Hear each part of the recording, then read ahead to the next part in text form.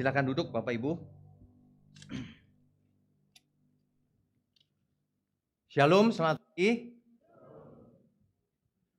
Senang sekali kalau kita bisa mendengar kebenaran firman Tuhan.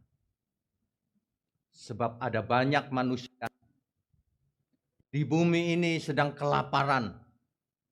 Jiwanya kelaparan. Kalau perutnya kenyang, tapi jiwanya kelaparan.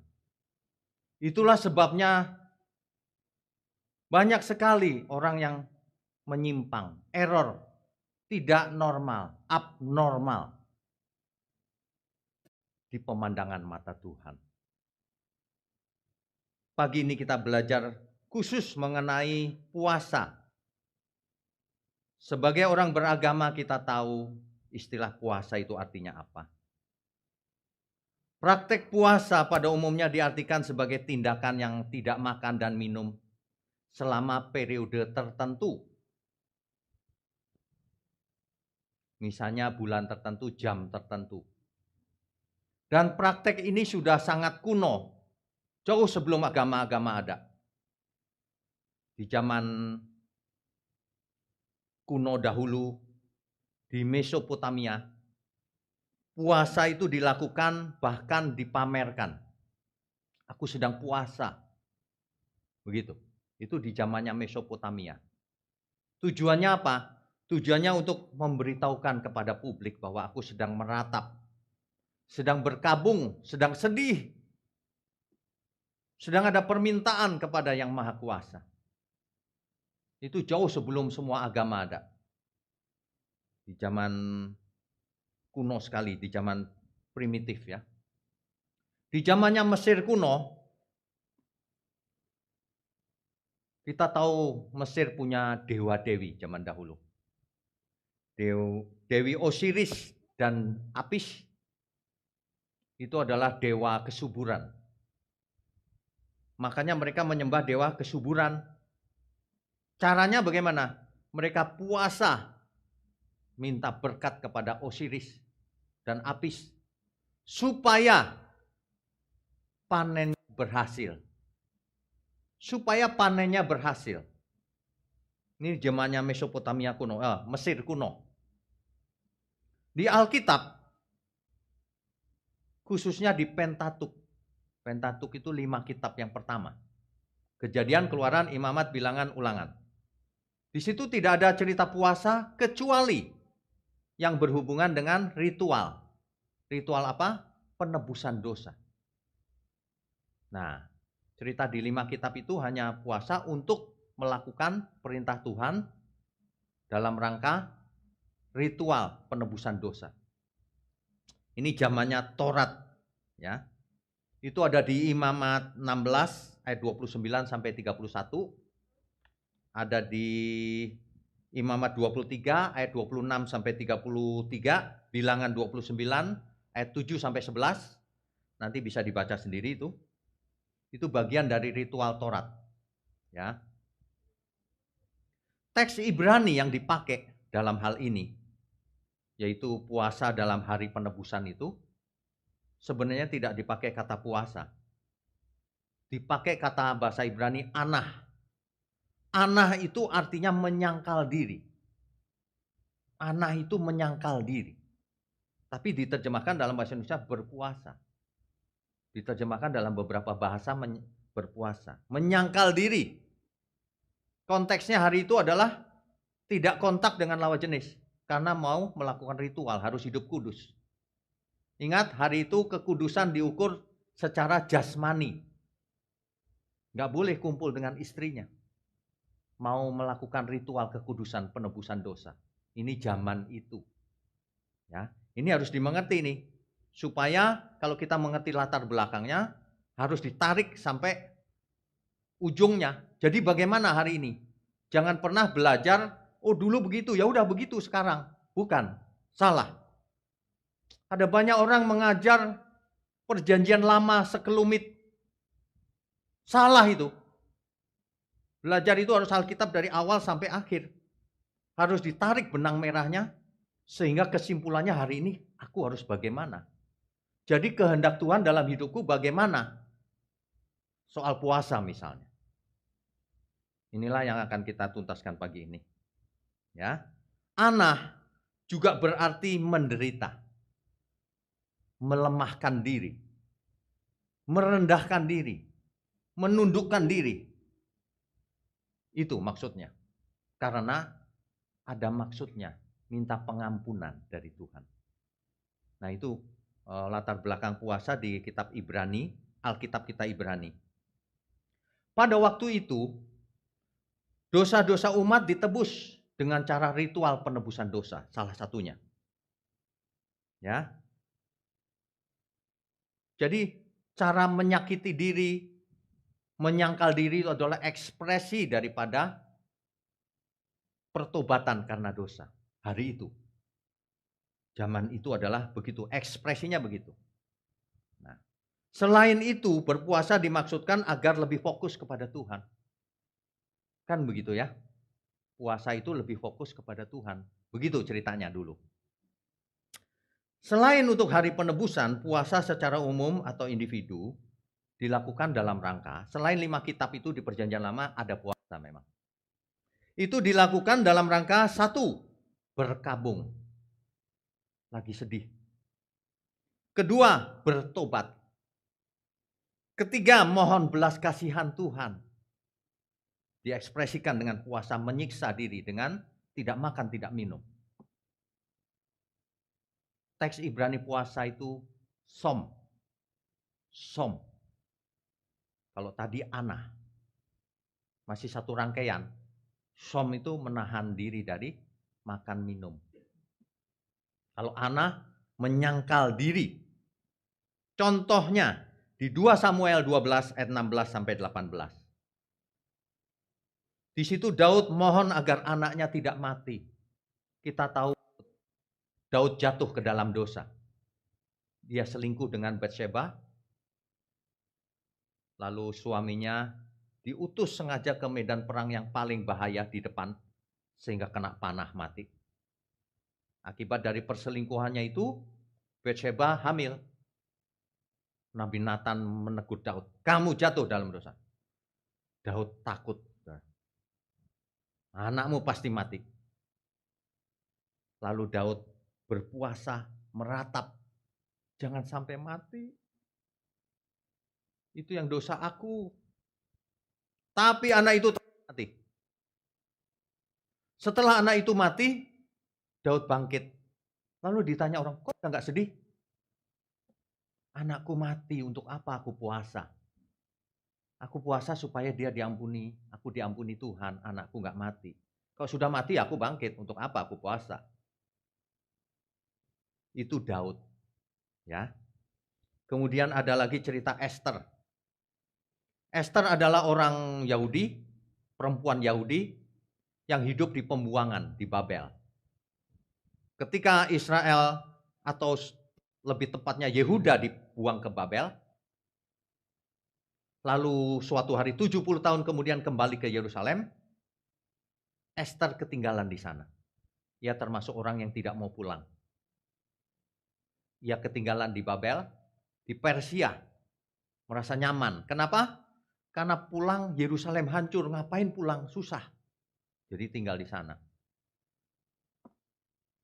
Ceritanya di istana raja, ada seorang yang namanya Haman. Haman ini jahat sekali. Ia membujuk raja untuk membinasakan seluruh umat Yahudi di seluruh Persia. Esther mendengar dari Mordekai rencana itu. Lalu Esther meratap berpuasa. Ia menyerukan puasa. Puasa seluruh Persia. Orang Yahudi. Kita harus minta pertolongan Tuhan meskipun tidak disebut pertolongan Tuhan. Karena puasanya pasti minta pertolongan Tuhan. Supaya itu tidak terjadi.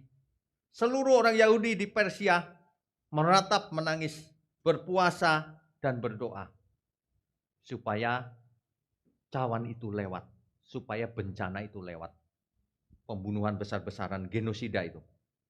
Sehingga kalau Bapak Ibu ingin tahu detailnya ya ceritanya, ada online Bible study. Di YouTube ada, silahkan diikuti. Kitab Esther.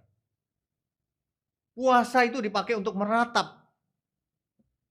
Bersedih karena anaknya mati. Bersedih.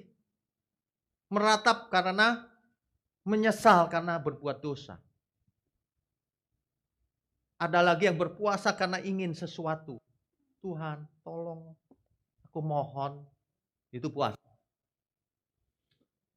Tapi jangan berhenti belajar sampai di situ saja. Si Esther itu akhirnya jadi ratu Persia loh. Bayangkan, jadi ratu Persia. Ya.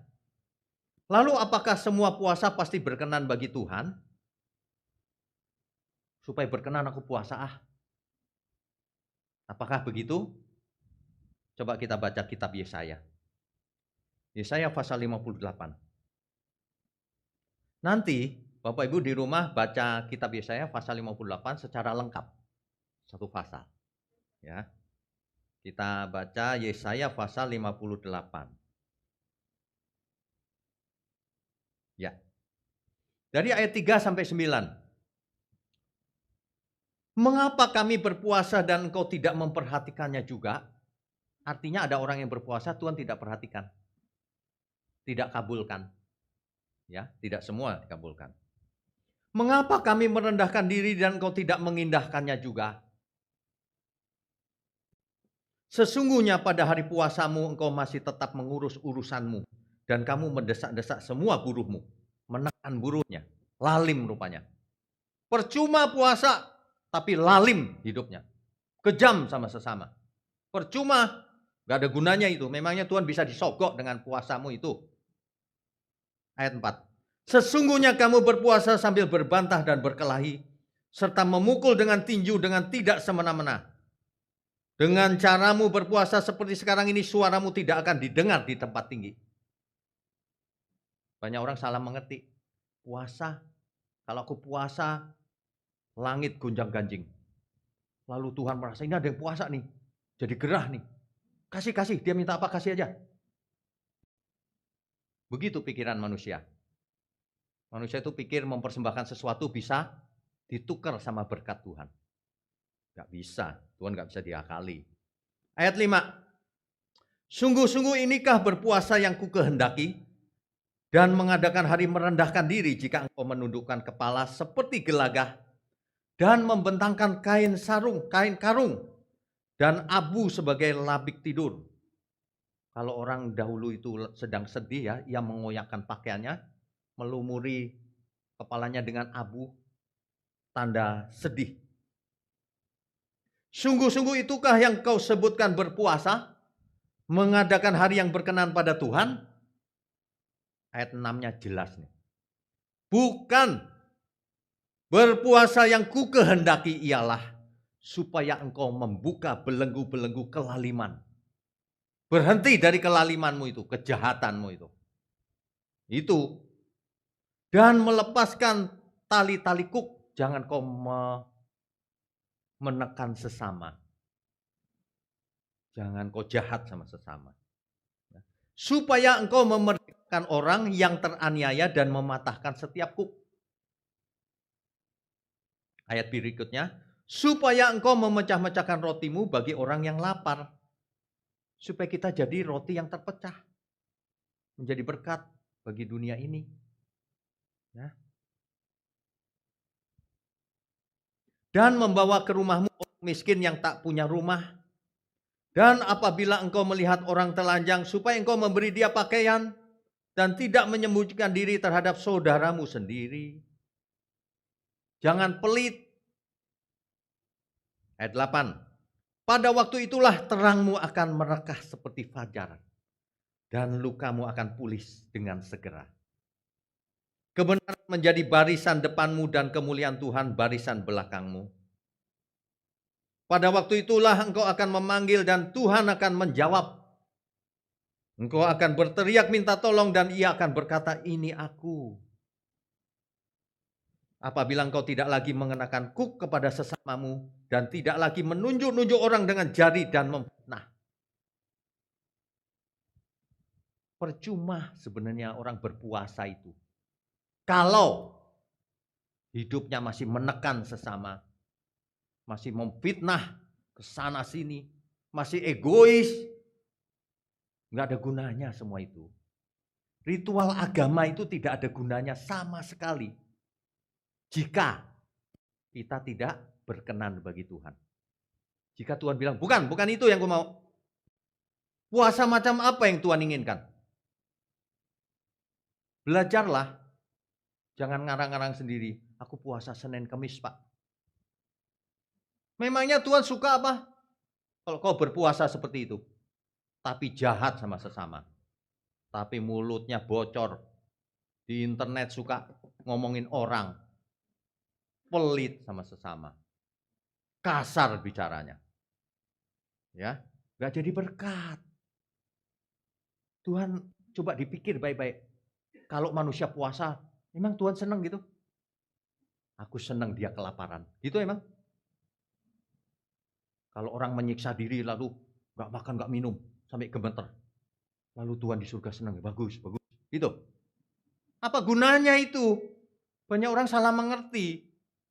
Dipikir puasa itu bisa memancing berkat. Bisa mengampuni dosa. Nggak bisa. Nggak bisa. Makanya baca Alkitab itu yang lengkap. Jangan separuh-separuh. Coba dibaca Yesaya 1 ayat 13 sampai 18. Ayat 1 ya. Yesaya pasal 1 ayat 13. Perhatikan baik-baik apa responnya Tuhan. Jangan lagi membawa persembahanmu yang tidak sungguh-sungguh. Sebab baunya adalah kejijikan bagiku. Percuma orang bawa persepuluhan, janji iman, buah sulung. Percuma kalau Tuhan tidak berkenan. Itu merupakan kejijikan bagiku, kata Tuhan.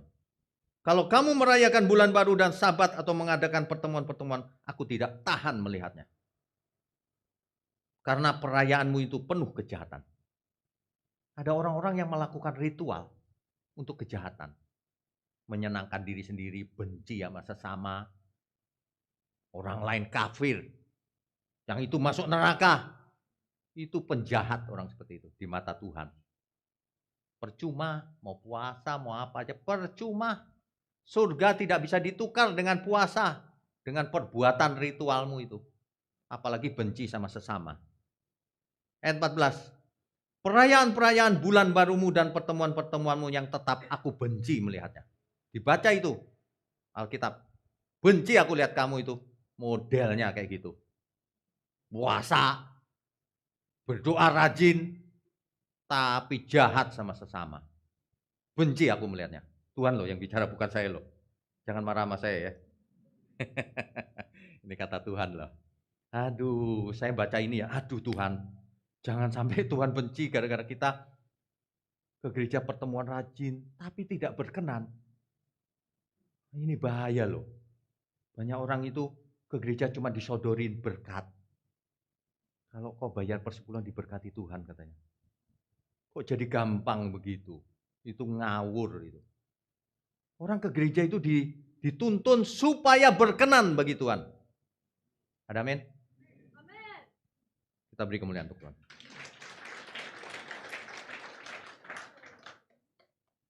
Semuanya itu menjadi beban bagiku. Aduh, Tuhan begitu. Aku telah payah menanggungnya. Apabila kamu menadahkan tanganmu untuk berdoa, aku akan memalingkan mukaku. Tuhan tidak mau, saudara. Wah, ini mengerikan loh. Jangan berpikir saudara sudah Kristen, sudah rajin berdoa, Tuhan dengar. Mesti periksa diri mulai sekarang. Ya, gereja yang benar itu mengingatkan seperti ini, bukan menyanjung-nyanjung. Saudara kalau ke sini ya diberkati, saudara. Iya diberkati kebenaran. Itu nggak bisa dibayar dengan uang. Berapa saudara bisa bayar firman Tuhan yang benar? Nggak ada harganya. Nggak ada. Nggak ada membayar di sini. Ini bukan bicara soal uang. Tapi begini. Bahkan sekalipun kamu berkali-kali berdoa, aku tidak akan mendengarkannya. Sebab tanganmu penuh darah. Kamu kejam.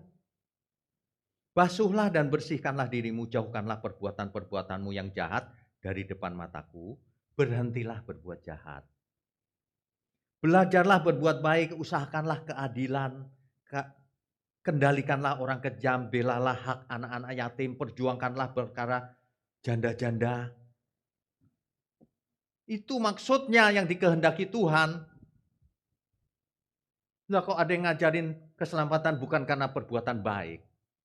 Nggak baca Alkitab ya. Seseorang yang jahat tidak berbuat baik pasti ke neraka. Seseorang yang berbuat baik belum tentu selamat. Baiknya itu baik apa dulu? Kalau baiknya itu melakukan kehendak Tuhan, itu baru Tuhan berkenan. Kan ada orang yang nyumbang tuh, tapi sebenarnya nggak baik dia. Hasil korupsi berapa triliun, nyumbangnya cuma 1 juta. Itu nggak baik. Di mata manusia mungkin, oh dia nyumbang loh. Itu nggak baik, saicrit gitu. Ngerti saicrit nggak? Saicrit itu bahasa Ibrani, saudara. Itu sama aja saudara kasih persembahan 100 rupiah koin. Mendingan nggak usah kasih. Ini bukan soal malam dana loh ya. Nggak ada urusan uang di sini. Belajarlah prinsip-prinsip yang benar. Barulah ayat 18-nya, marilah, baiklah kita berperkara, kata Tuhan. Kita berperkara. Firman Tuhan, sekalipun dosamu merah seperti kirmisi, akan menjadi putih seperti salju. Waduh. Sekalipun berwarna merah seperti kain kesumba akan menjadi putih seperti bulu domba. Bapak Ibu ya, kirmisi itu, kalau kain kelunturan kirmisi, nggak bisa lagi dicuci pakai apapun. Ini perumpamaan ini menjelaskan bahwa tidak ada dosa yang tidak bisa diampuni oleh Tuhan. Kecuali manusianya yang tidak mau diampuni. Ya itu salahnya sendiri kalau itu. Kan ada orang yang, aduh Pak, dulu aku berdosa Pak, berdosa berat sekali. Ingat firman ini, meskipun dosamu merah seperti kirmisi, akan menjadi putih seperti salju. Tapi bertobatlah. Tidak ada pengampunan tanpa pertobatan, tidak ada. Aku sudah ke gereja Pak, sudah percaya, sudah selamat. Nggak ada selamat model begitu. Kisah Rasul 3 ayat 19. Oleh karena itu kamu sadarlah dan bertobatlah supaya dosamu diampuni. Kalau enggak diampuni. Oh sekolah teologi sampai doktor pun enggak diampuni sama Tuhan. Apa artinya sekolah? Apa artinya gelar-gelar semua itu? Enggak ada artinya. Banyak orang salah mengerti, punya gelar lalu sombong. Lihat orang lain pandang enteng. Ya, orang kampungan itu begitu. Punya gelar aja sombong, kaya aja sombong. Belum pernah menghadap Tuhan ya. Di hadapan Tuhan semuanya itu tidak ada artinya. Ya, hati-hati. Pagi ini harus keras karena tentang puasa yang benar. Puasa yang dikehendaki Tuhan jadi apa, Saudara? Kalau yang dicatat oleh kitab Yesaya, tinggalkan kejahatanmu. Lepaskan budak-budakmu. Berbuatlah baik. Itu kitab Yesaya itu. Ya. Jadi, nah kita sampai ke perjanjian baru. Yang penting itu ujungnya, yang lalu-lalu biarlah berlalu. Ujungnya apa di perjanjian baru? Kita baca saja Lukas 18 ayat 12. Lukas pasal 18 ayat 12. Ini kisah tentang orang Farisi yang memandang rendah orang lain. Dia berkata begini, aku berpuasa 2 kali seminggu. Aku memberikan 1/10 dari segala penghasilanku. Ini orang Farisi loh. Taat sekali terhadap agama. Aku sudah begini, aku sudah begitu Tuhan. Gak seperti itu tuh. Pemungut cukai. Meres orang. Ya. Jangan sampai ada di antara kita yang begitu ya. Aku pasti VIP-nya Tuhan nih. Makanya aku dengar suara Tuhan terus. Wah, itu persis orang Farisi itu. Yang menyombongkan dirinya. Wah, sombong, merasa rohani. Waduh, di mata Tuhan dia tidak ada apa-apanya. Ya, gak ada artinya semua itu. Lukas 5 ayat 33.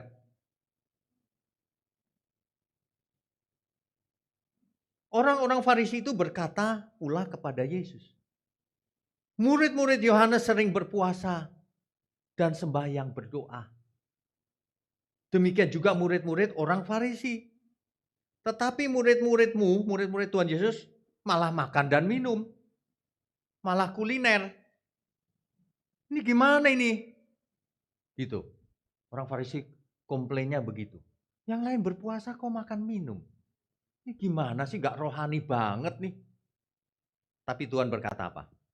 Tuhan menjelaskan dengan perumpamaan mempelai.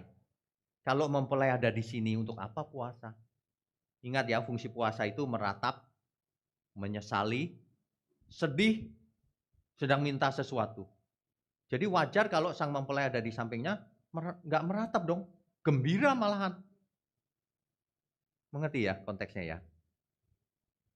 Nggak ada orang yang nikah gitu nangis-nangis dia. Kecuali dipaksa, dijodohin. Nah itu ada yang nangis-nangis memang. Nggak ada mempelainya kok puasa. Nah, ini kita mesti mengerti dengan benar ini apa artinya. Murid-murid Tuhan Yesus nggak berpuasa ketika itu, padahal semua orang berpuasa. Ya, oke. Yesus sendiri berpuasa 40 hari 40 malam. Ketika di dalam pencobaan. Apa artinya? Yesus berpuasa bukan dalam rangka menyesali dosa atau apa. Karena Tuhan Yesus tidak pernah berdosa. Yesus berpuasa karena dalam pencobaan. Ia sedang mengandalkan Bapanya di surga. Ya ingat terus. Bahkan sampai detik terakhir kan. Ia dengan ratap tangis dan air mata. Dia berdoa pada Bapanya. Yang sanggup menyelamatkannya dari maut. Artinya ia mengandalkan Bapanya. Sampai detik terakhir, kalau bisa cawan ini berlalu. Tapi kalau tidak, biarlah kehendakmu yang jadi. Itu yang benar. Biarlah kehendakmu yang jadi. Bukan model kayak zaman sekarang itu. Imani saudara, imani. Imani itu apa maksudnya? Imani sambil ngotot-ngotot gitu. Dia pikir Tuhan bisa dipaksa. Imani, kok pasti diberkati. Kok jadi sultan. Kok jadi apa gitu. Orang jadi terbius. Lama-lama pingsan rohaninya. Orang mesti dibangunkan malah dikipas-kipas. Saudara tahu nggak? Orang jatuh itu gara-gara angin semilir. Kalau angin badai pegangan kuat kan? Tapi kalau semilir enak nih buat tidur. Jatuh. Hati-hati. Kalau khotbah itu enak gitu ya didengar. Loh, khotbah juga harus enak didengar, tapi terus menghibur gitu setiap minggu. Itu hati-hati. Itu bukan suara Tuhan. Ya. Yesus mengajar kita berpuasa itu begini. Kita tidak anti puasa. Tapi kalau mau puasa itu begini, kata Tuhan Yesus. Matius 6 ayat 16 sampai 18. Matius pasal 6 ayat 16 sampai 18. Dan apabila kamu berpuasa, janganlah muram mukamu seperti orang munafik. Ditunjuk-tunjukin gitu. Aku puasa nih lemes. Jangan begitu. Mereka mengubah air mukanya supaya orang melihat bahwa mereka sedang berpuasa. Aku berkata kepadamu, sesungguhnya mereka sudah dapat upahnya. Kalau puasa itu nggak begitu. Ditunjukin orang, diumum-umumin. Aku lagi puasa nih, puasa, puasa. Orang Farisi itu. Di zamannya Tuhan Yesus begitu. Di display gitu, aku lagi berpuasa. Gitu ya. Ayat 17. Tetapi apabila engkau berpuasa, minyakilah kepalamu dan cucilah mukamu. Harus seger. Orang lain nggak perlu tahu kalau aku puasa. Amin. Mesti begitu ya. Ayat 18. Supaya jangan dilihat oleh orang bahwa engkau sedang berpuasa. Melainkan hanya oleh Bapamu yang ada di tempat tersembunyi. Maka Bapamu yang melihat yang tersembunyi akan membalasnya kepadamu. Kalau berpuasa itu begitu kata Tuhan Yesus. Bukan diumumin. Bukan begini. Aku lagi puasa. Jangan makan di depanku. Bukan begitu. Gak perlu tahu orang-orang. Kalau perlu makanlah di depanku. Bagus. Kan kita jadi kuat. Pencobaan. Betul nggak? Loh, kalau nggak ada pencobaan di dunia ini nggak ada ujian namanya. Awas ya kau makan di depanku ya. Aku lagi puasa nih. Wah itu. Setan itu begitu. Saya kasih tahu. Kalau Tuhan Yesus ngajarnya nggak gitu. Kalau kamu puasa minyaki rambutmu cerah. Nggak ada orang tahu. Amin. Anak-anak surgawi itu begitu. Orang nggak puasa, nggak masalah. Nggak usah nunjuk-nunjuk. Kamu nggak puasa, kafir lu. Nggak ada begituan. Di sini nggak ada. Bahkan Tuhan Yesus memberi firman-Nya begini. Orang yang mengatai saudaranya kafir sesamanya, dia dibuang ke neraka nanti. Itu hatinya jahat itu. Jangan pernah punya hati yang jahat. Orang mau seperti apa, kita bukan hakimnya. Lagi pula kita tidak tahu siapa tahu dia lagi sakit mah. Sakit mah ya nggak usah puasa lah. Puasa tujuannya apa? Ya kan? Kan begitu harusnya. Belajar puasa yang benar, saudara. Jangan asal-asalan. Saya tahu tidak ada yang bahas puasa seperti ini sih. Padahal Alkitab itu seperti ini. Ketika saya dapat tema ini, iya Tuhan, kok nggak ada yang bahas ya? Oke, kita bahas. Supaya yang mendengarkan siapapun saudara, sampai ke ujung bumi, dicerahkan. Saya percaya ini pesan dari Tuhan untuk kita semua. Ya. Nah, hari ini kita puasa untuk apa? Saya mau tanya. Untuk apa? Kalau yang ditanya ya, supaya dapat jodoh Pak. Ada loh yang puasa Senin Kamis supaya dapat jodoh. Ada lagi yang puasa karena apa? Saya puasa Pak, intermittent fasting. Supaya apa? Supaya sehat. Supaya sehat, sembuh dari penyakitnya dan sebagainya. Tujuan puasa hari ini bisa macam-macam. Apalagi? Aku meratapi Pak dosaku. Nah itu baru benar. Itu Alkitabiah.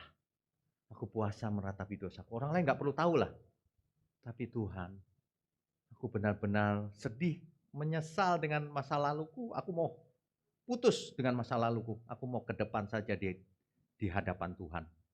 Meskipun dosaku merah seperti kirmisi, menjadi putih seperti salju, kata Tuhan.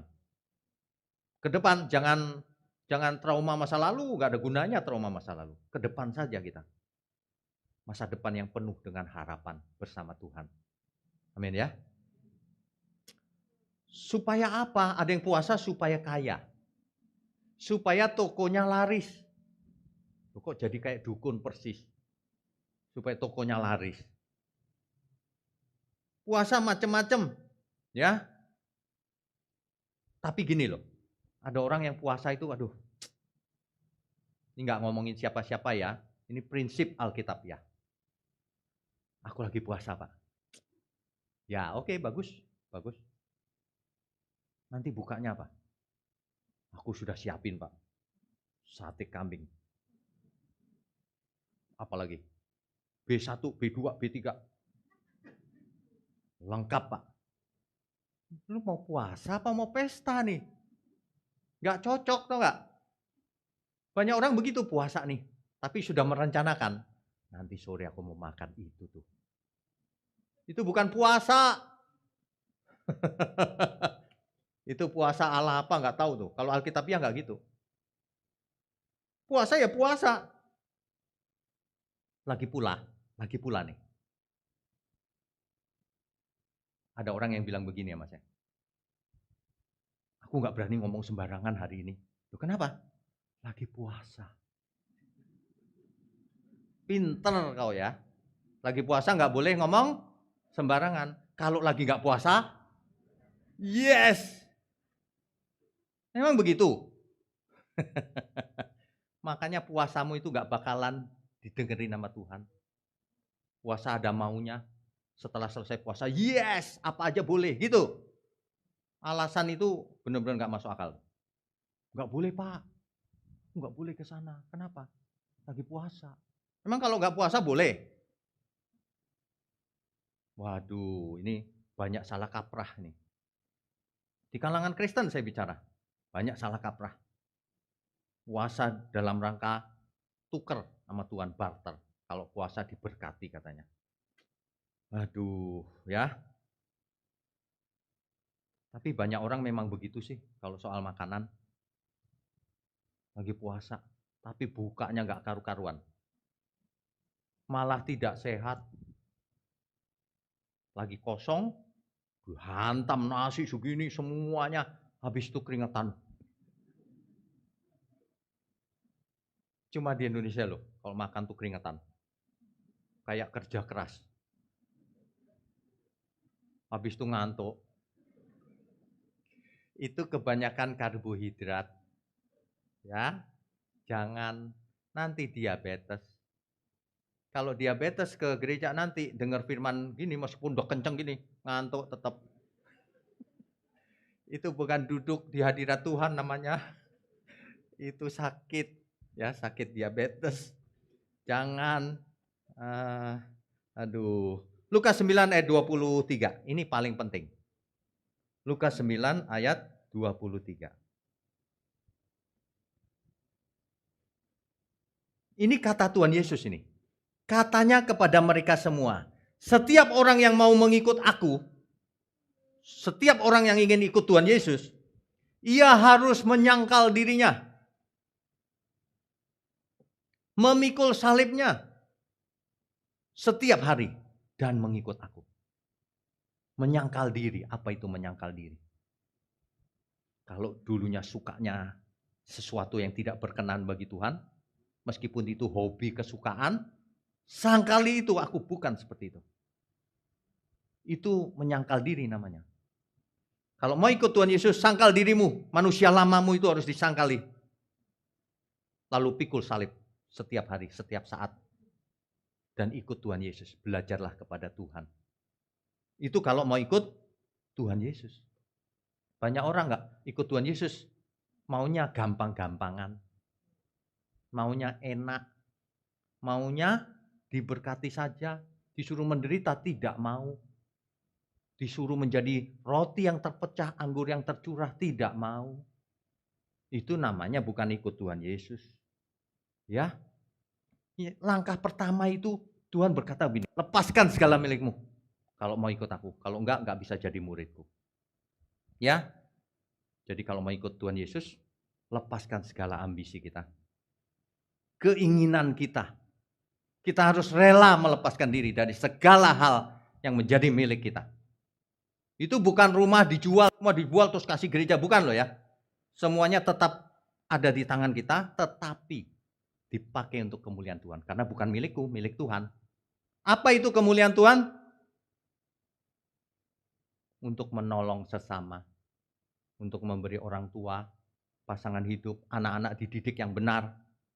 Dukung pekerjaan Tuhan. Ponakan-ponakan yang gak bisa sekolah, disekolahkan.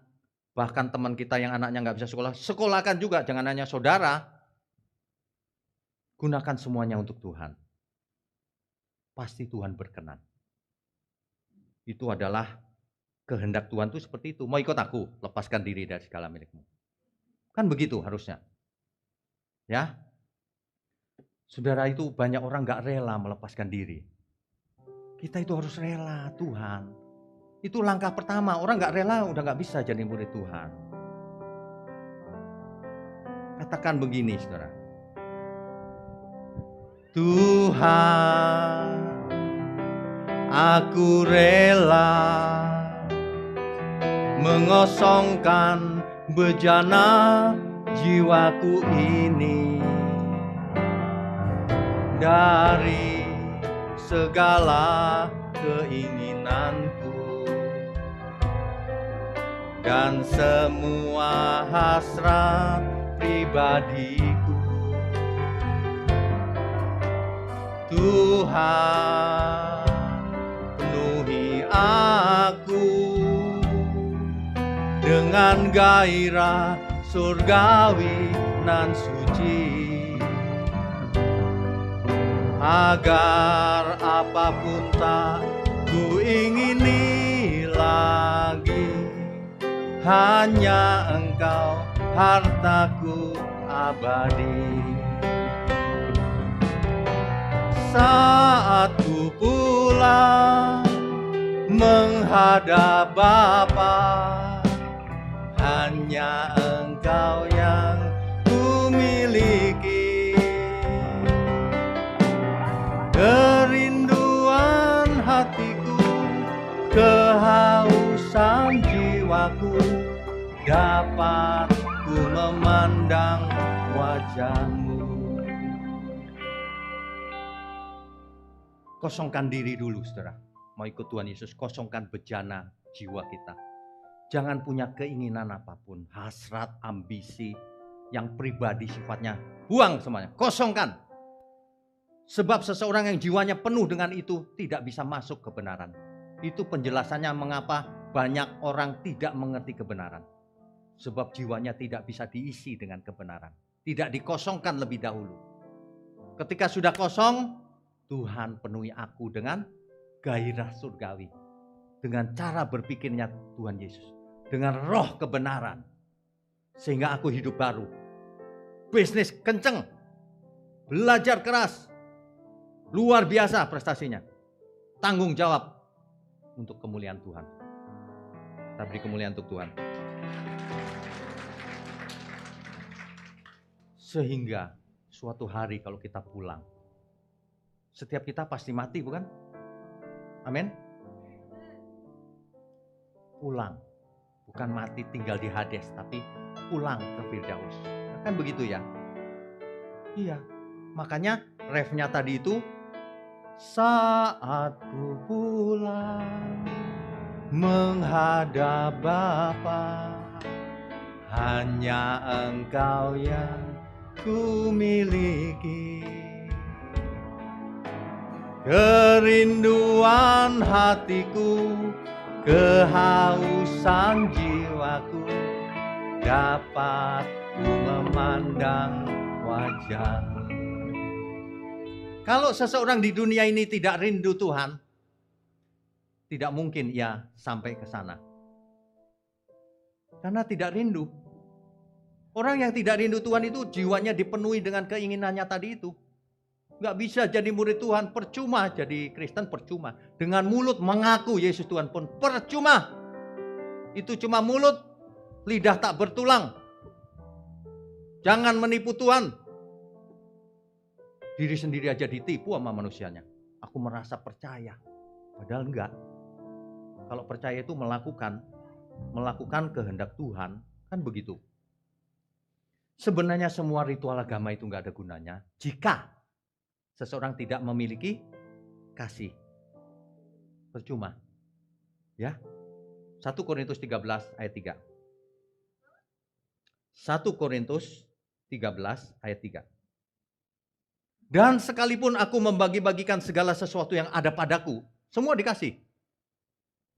Bahkan menyerahkan tubuhku untuk dibakar, jadi korban bakaran tubuh kita. Tetapi jika aku tidak mempunyai kasih, sedikit pun tidak ada faedahnya bagiku. Jelas ya? Apalagi cuman puasa. Mengerti maksudnya? Kau dibakar aja tubuhmu gak ada artinya loh, apalagi cuma puasa. Apalagi puasanya merencanakan nanti makan ini, makan itu. Itu bukan puasa. Puasa itu biasa saja. Ya, nggak ada gunanya itu. Kecuali memiliki kasih. Apa itu kasih? Mengasihi Tuhan dengan segenap hati, segenap pikiran, segenap kekuatan, segenap jiwa, segenap waktu, segenap harta, segenap keahlian apapun. Dan mengasihi sesama. Seperti mengasihi diri sendiri. Itu. Kalau enggak ada gunanya. Tadi sudah dibacakan ayatnya. Enggak ada gunanya, semuanya dibakar sekalipun enggak ada gunanya. Lah kok sekarang diajarinya kasih persepuluhan, nanti dibalas Tuhan 100 kali. Coba bayangkan. Capek deh. Kok kasih semuanya 100% aja enggak ada gunanya kalau hidupmu enggak benar. Kalau enggak hidup kudus. Waduh. Banyak orang tidak mau mendengar kalau dikasih tahu begini. Keras ini, enggak suka aku. Ya terserah sih itu kalau enggak suka. Memangnya Tuhan suka sama lu? Jangan GR. Justru orang yang benar itu gini, Tuhan, gimana ya Tuhan? Itu. Yes, aku sudah percaya. Lu pede amat. Nggak melakukan apa-apa, malah merasa sudah percaya lagi. Ya, sesungguhnya hidup kita itu setiap saat itu harus memuji Tuhan. Setiap saat harusnya. Ya, ada amin nggak nih? Amin. Jangan lupa saudara, jangan lupakan itu.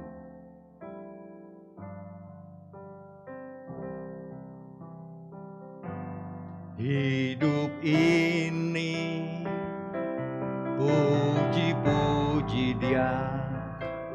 Hidup ini sembah Dia. Hidup ini hanya bagi Dia. Haleluya. Amin. Hidup ini mengasihi. Hidup ini melayani. Hidup ini hidup kudus. Haleluya. Amin. Haleluya.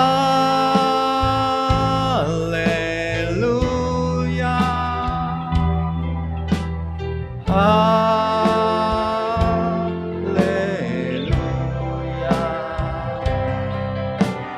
Haleluya. Haleluya.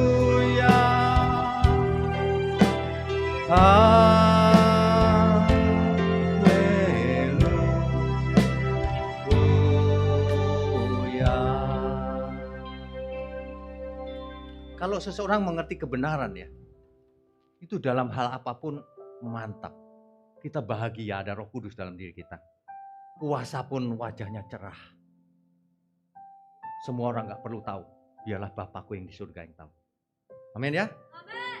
Kalau perlu suruh makan di depan kita. Orang makan pesta itu, biarin. Bro, kok gak makan bro? Gak apa-apa. Lagi gak lapar. Lagi puasa. Gak apa-apa. Jangan gini. Kamu itu aku lagi puasa, makan lagi. Aduh. Ya. Prinsip Alkitabiah puasa adalah begini. Kalau puasa yang biasa itu kan cuman dalam hal makan minum. Menghindari makan minum untuk waktu tertentu, periode tertentu. Cuma soal makan minum. Puasa yang dikehendaki Tuhan adalah puasa selamanya. Puasa Kristen itu selamanya. Gak ada gitu. Lagi puasa, gak boleh ngomong sembarangan. Gak ada begitu. Puasanya Kristen adalah jangan ngomong sembarangan selamanya. Sampai menutup mata. Artinya puasa terus selamanya. Kita tidak bicara soal makan minum. Ya, puasa itu gampang saudara. Gampang banget puasa itu. Puasa itu begini. Jangan makan minum ya dari misalnya jam 6 pagi sampai jam 6 malam misalnya. Sore. Gampang kan? Ya udah gak usah makan. Apa susahnya? Nah, coba apa susahnya? Gak susah, jangan makan. Itu gampang banget itu. Serius. Apa susah? Lapar pak. Ya cuma lapar aja. Lagi pula ya saya kasih tahu ya. Kalau orang sudah berumur. Itu sudah gak lapar.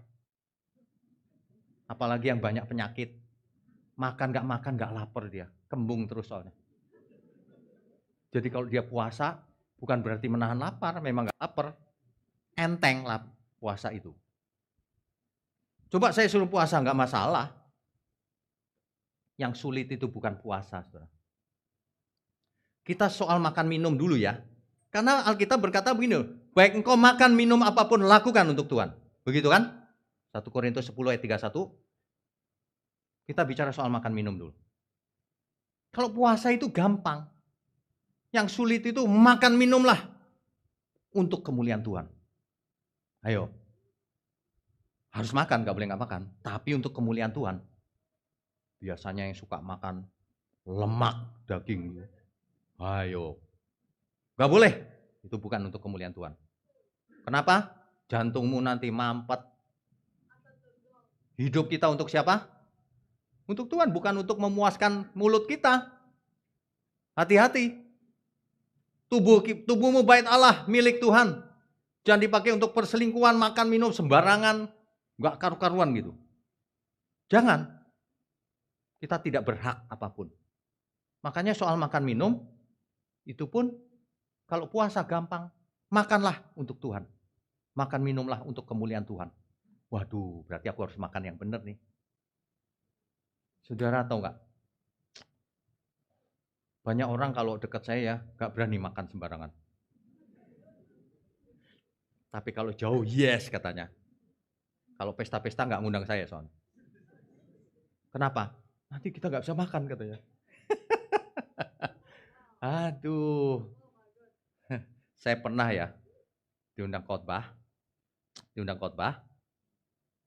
Setelah khotbah, pas jam makan siang. Waduh. Oke deh. Mudah-mudahan menunya tidak yang baik lah ya. Dikasih menu nih, panjang mejanya, dari awal sampai akhir. Di awal itu buntutnya, di akhir itu kepalanya. Rupanya semuanya dimakan, dari buntut sampai kepala. Waduh, saya bilang waduh. Untung ada sayur, ada ikan, saya ambil itu, sayur dan ikan. Dah selesai. Pas saya duduk makan, disodorin, ini yang paling enak Pak. Lemak, lemak beneran. Nggak ada dagingnya sama sekali, lemak, putih begitu. Waduh, saya gimana ya? Saya tolak nanti nggak menghormati tuan rumah. Maksudnya kan baik sebenarnya ya. Mungkin belum mengerti aja. Saya bilang, aduh gimana ya? Ini sudah banyak, nggak apa-apa cobain gitu. Ya udah cobain, sesendok dikit. Saya taruh pinggir kan, udah. Begitu dia pergi, aduh, nggak bisa, saya nggak bisa loh. Ya sebenarnya kalau mau ditelan ya bisa aja. Jangan pikir saya nggak doyan loh. Saya doyan tapi saya nggak bisa, nggak mau Tuhan. Aku nggak mau salah sedikit mungkin nggak mau. Ya, kalau dalam setahun sekali ya masih mungkin. Banyak orang tuh begini, nggak apa-apa sekali ini aja. Hari ini sekali. Besok bilangnya sekali ini aja. Besok lagi sekali ini aja. Besok lagi udah nggak ngomong sekali ya, udah pokoknya biasa aja lah Pak gitu. Itu namanya bukan sekali, itu namanya sehari sekali. Jangan coba-coba ya, nggak ada gunanya. Enaknya cuma sebentar di mulut. Soal makanan harus benar. Ya. Sebab hidup suci itu dimulai dari seluruh aspek. Makanya puasa bukan soal makan minum saja. Soal bicara, puasa. Nggak berani aku ngomong sembarangan. Kapan? Selamanya sampai mati. Kalau mati baru nggak bisa ngomong kan? Selamanya bicara sembarangan itu nggak boleh, harus puasa bicara yang sembarangan. Apapun puasa. Jadi kalau ditanya orang, puasanya orang Kristen bagaimana? Selamanya. Nanti bingung ya, selamanya. Ntar dulu kurus. Dia pikir puasa itu hanya makan minum. Puasa itu hawa nafsu yang nggak benar, matikan dia. Selamanya aku nggak mau. Begitu, bertobat saudara. Saya tahu ini nggak gampang, puasa yang sempurna itu begitu di hadapan Tuhan. Puasa itu kan nggak ada gunanya di hadapan Tuhan kalau kita tidak hidup benar. Puasa yang benar adalah tidak melakukan apapun seumur hidup dalam segala perkara. Itu yang benar. Itu puasa yang benar itu begitu. Kalau puasa dunia ini kan cuma makan minum, temporer, tidak selamanya, hanya waktu tertentu. Kalau puasa Alkitabiah, puasa selamanya dalam segala hal. Bahkan harus menyenangkan Tuhan. Amin ya. Jangan cuma nyanyi tok menyenangkan Tuhan, tapi benerannya tidak. Puasa kita itu dalam rangka menyenangkan Tuhan. Bukan dalam rangka aku minta jodoh Pak, minta ini, minta sembuh, minta ini. Ya itu boleh, jarang-jarang aja, jangan terus-terusan. Yang utama itu menyenangkan Tuhan. Puasa kita itu dalam rangka menyenangkan Tuhan. Kalau tadi kan puasa menderita, menyesal, apa dan sebagainya. Puasa kita yang seumur hidup itu dalam rangka menyenangkan Tuhan. Tuhan maunya apa? Kesenanganku ku buang aja. Amin ya semua ya. Menyenangkanmu, menyenangkanmu dimanapun dan kapanpun dalam segala perkara. Menyenangkanmu, menyenangkanmu sejak di bumi sampai selamanya. Itu puasanya. Jadi kok ditanya, kenapa kau puasa? Dalam rangka menyenangkan Tuhan, dalam rangka melakukan kehendaknya. Itulah puasa Alkitabiah. Kita beri kemuliaan untuk Tuhan.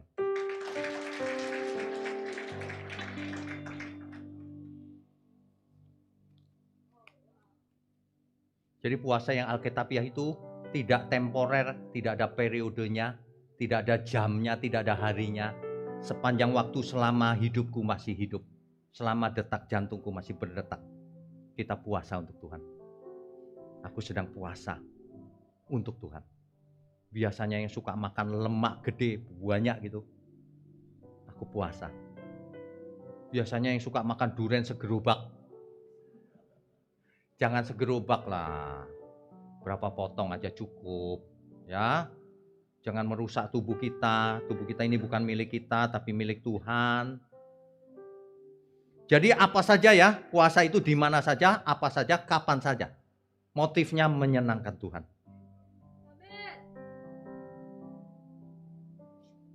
Saat ini yang penting adalah pembentukan Tuhan dalam diri kita sebelum kita menutup mata. Itu yang terpenting. Jangan puasa dalam rangka aku ingin ini, ingin itu. Aku puasa selamanya Tuhan.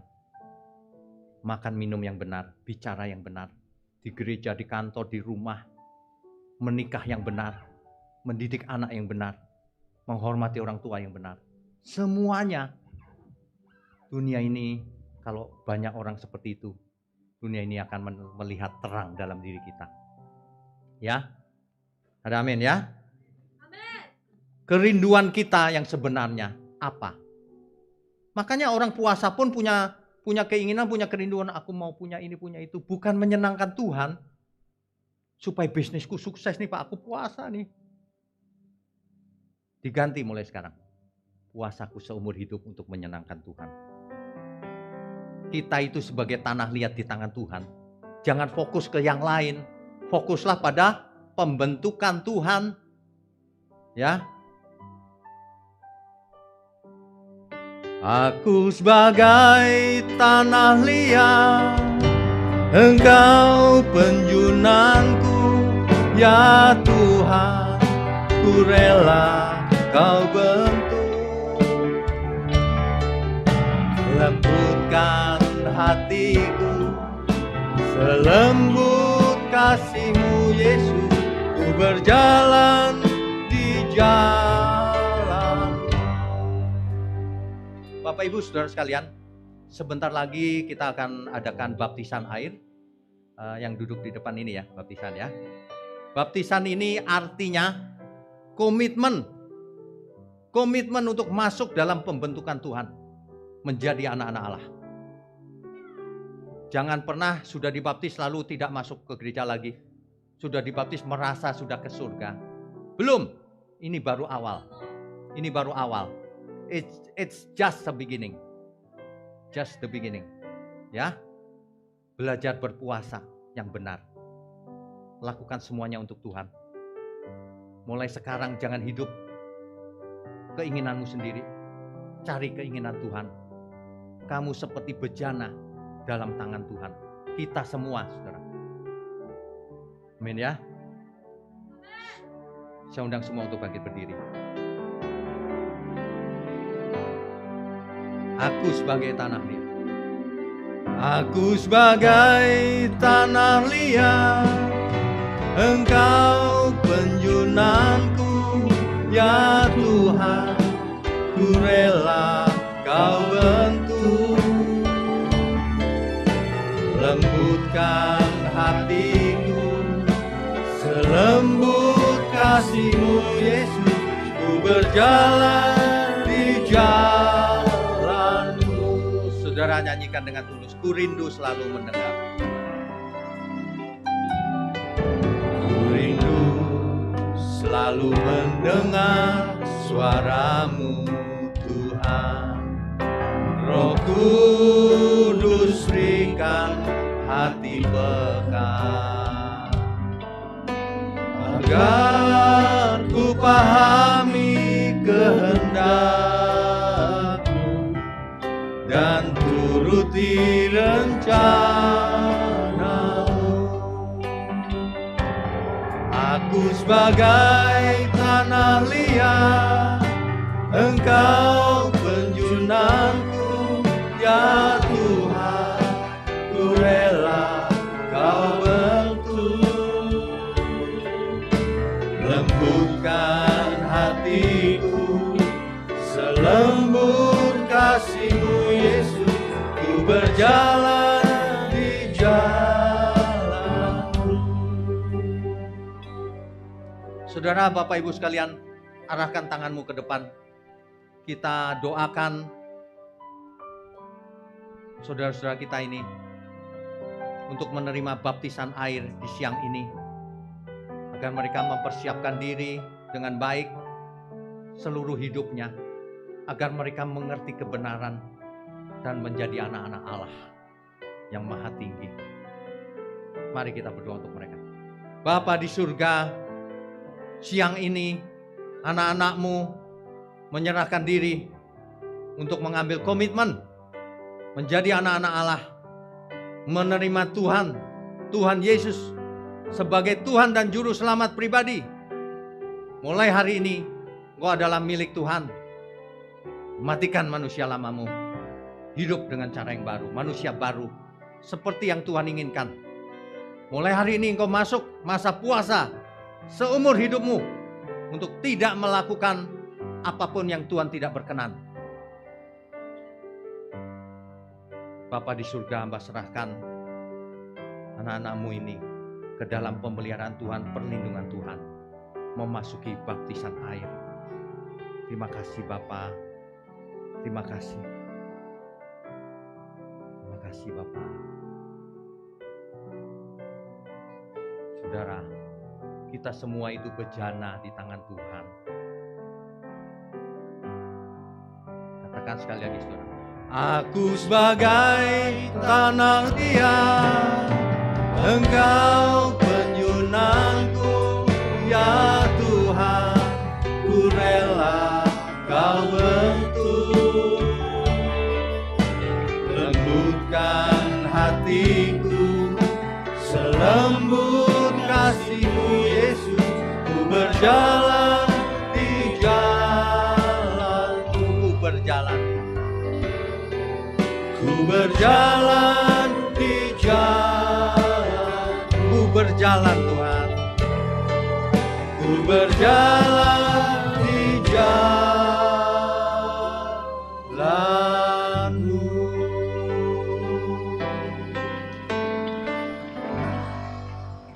Bapa di surga, kami sungguh mengucap syukur memiliki Bapa seperti Engkau, memiliki Tuhan Yesus.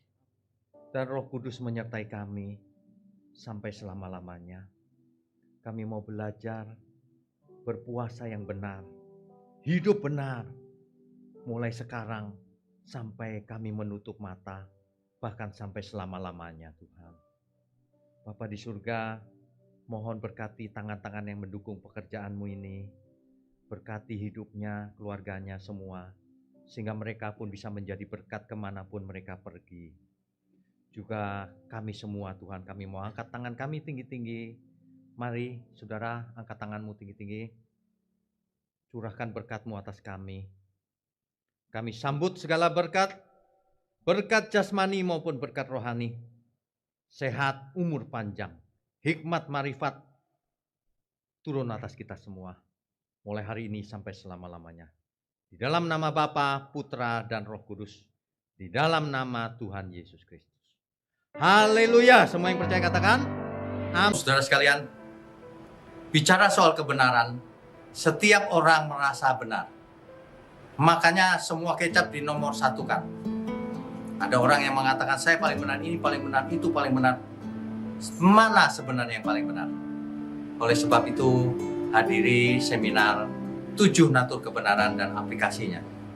Seminar ini wajib dihadiri oleh para teolog, apologet, pengkhotbah, bahkan oleh para jemaat sendiri, agar kita bisa membedakan manakah yang benar, manakah yang salah. Inilah alat uji kebenaran yang sangat objektif dan alkitabiah. Pastikan saudara ikut dan ajak seluruh saudara dan sahabat-sahabat. Bapak-bapak dan ibu-ibu yang terkasih dimanapun berada, yuk kita belajar pelajaran Alkitab bersama secara online setiap hari Rabu jam 7 malam bersama pendeta Bapak Wignio Tanto secara online, bisa melalui Zoom.